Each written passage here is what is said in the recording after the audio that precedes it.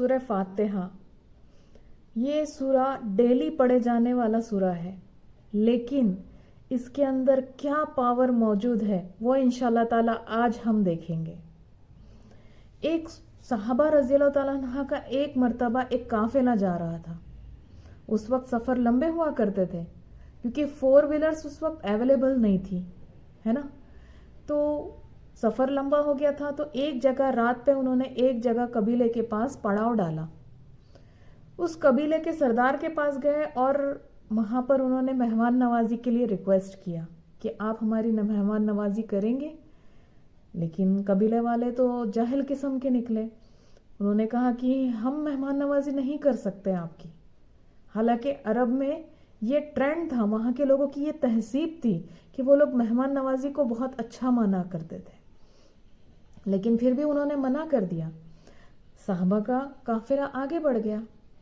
اب اتنے میں قبیلے کے پاس سے ایک لونڈی بھاگتے ہوئے آئی اور کہا کہ آپ میں سے کسی کو جھاڑ پھونک کرنا آتا ہے؟ تو صحابہ رضی اللہ تعالیٰ عنہ میں سے ایک نے کہا کہ ہاں مجھے آتا ہے، مجھے جھاڑ پھونک کرنی آتی ہے۔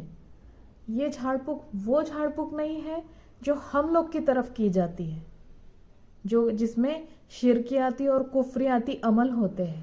جھاڑ پھونک کا مطلب ہوتا ہے کہ دم کرنا، جھاڑنا مطلب سہلانا اور پھونکنا مطلب دم کرنا، جو ایک شرعی طریقہ ہے۔ تو ایک صحابی رضی اللہ تعالیٰ نے کہا کہ ہاں مجھے آتا ہے۔ تو کہا کہ قبیلے کے سردار کو ایک بچھو نے کاٹ لیا ہے۔ تو لونڈی نے کہا کہ ہم نے ہر طریقہ اپنا لیا لیکن فائدہ نہیں ہوا۔ تو صحابی رضی اللہ تعالیٰ نے کہا کہ قسم اللہ کی میں اسے جھاڑ دوں گا، مطلب میں اسے جو ہے تو تکلیف کو ختم کر دوں گا، لیکن ہم نے آپ سے مہمان نوازی کے لیے کہا تھا، آپ نے تو اس چیز سے انکار کر دیا، اب مجھے اس کے بدلے میں اجرت لگیں گی، مطلب کہ مجھے ریٹرنز میں کچھ چاہیے اس کے بدلے میں۔ تو کہا ٹھیک ہے، تو پھر 30 بکریوں کا وعدہ پکا ہو گیا۔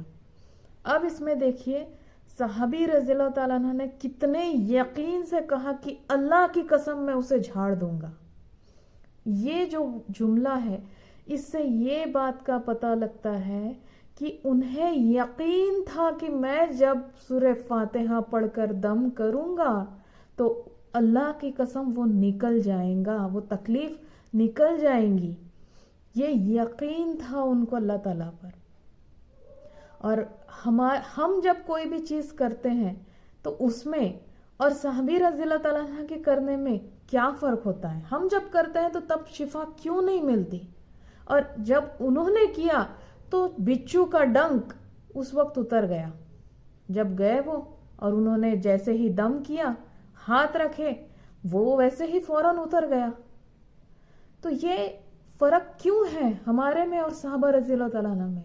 وہ یہ فرق ہے کہ ہمارے پاس اتنا پختہ یقین نہیں ہوتا ہے جتنا کہ وہ صحابی رضی اللہ تعالیٰ عنہ کو تھا کہ میں دم کروں گا تو اللہ کی ذات سے امید ہے کہ وہ نکل جائے گا پورا۔ تو یہ یقین کی ہمارے پاس کمی ہوتی ہے، اور ہوتا یہ ہے کہ جب ہمیں کوئی تکلیف پہنچتی ہے یا کوئی مرض ہوتا ہے تو ہم سارے زمانے کے ٹوٹکے اپنا لیتے ہیں، جو کہ جائز ہو، حلال ہو، حرام ہو، جادو ہو، ٹونا ہو، یا پھر اس میں شرکیاتی عمل ہو، تعویذ ہو، گنڈے ہو، کچھ بھی جو چاہے وہ اپنا لیتے ہیں ہم لوگ مرض کو ختم کرنے کے لیے، لیکن جو جائز طریقہ ہے، حلال طریقہ ہے، وہ نہیں اپناتے۔ کسی نے بتا دیا تو سارے ٹوٹکے استعمال کرنے کے بعد، سارے جو ہے تو ذرائع استعمال کرنے کے بعد پھر ہم سوچتے ہیں کہ ٹھیک ہے چلو یہ بھی کر کے دیکھ لیتے ہیں، تو ایسے سے پھر تو شفا نہیں ملنا ہے۔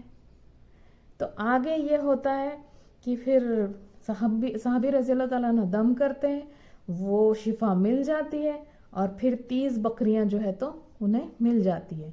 تو ایک صحابی رضی اللہ تعالیٰ عنہ کہتے ہیں کہ چلو اسے ڈسٹریبیوٹ کر لیتے ہیں، اب آپس میں ڈسٹریبیوٹ کر لیتے ہیں۔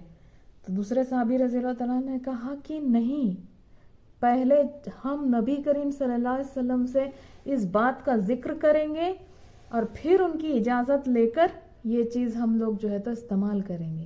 تو پھر میٹر گیا نبی کریم صلی اللہ علیہ وسلم کے پاس.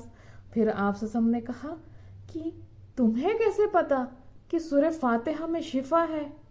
اور آپ صلی اللہ علیہ وسلم مسکرائے اور کہا کہ اس میں میرا بھی حصہ لگاؤ. مطلب کہ یہ جو عمل تھا وہ جائز عمل تھا. تو اس بات سے یہ بھی پتہ چلتا ہے کہ ریٹرنز میں ہم قرآن کے دم کے بدلے اجرت لے سکتے ہیں. یہ حلال طریقہ ہے. تو یہاں پر ہمیں یہ سیکھ ملتی ہے کہ سب سے پہلے اگر کوئی تکلیف پہنچتی ہے تو ہمیں ہمارے صحابہ کا طریقہ اپنانا چاہیے، نبی کریم صلی اللہ علیہ وسلم کا بتایا ہوا طریقہ اپنانا چاہیے، اور پورے کامل یقین کے ساتھ کرنا چاہیے کہ انشاءاللہ تعالی مجھے شفا ملیں گی ہی ضرور. تو تب جا کے ہمیں اس کا جو ہے تو بینیفٹ ملے گا.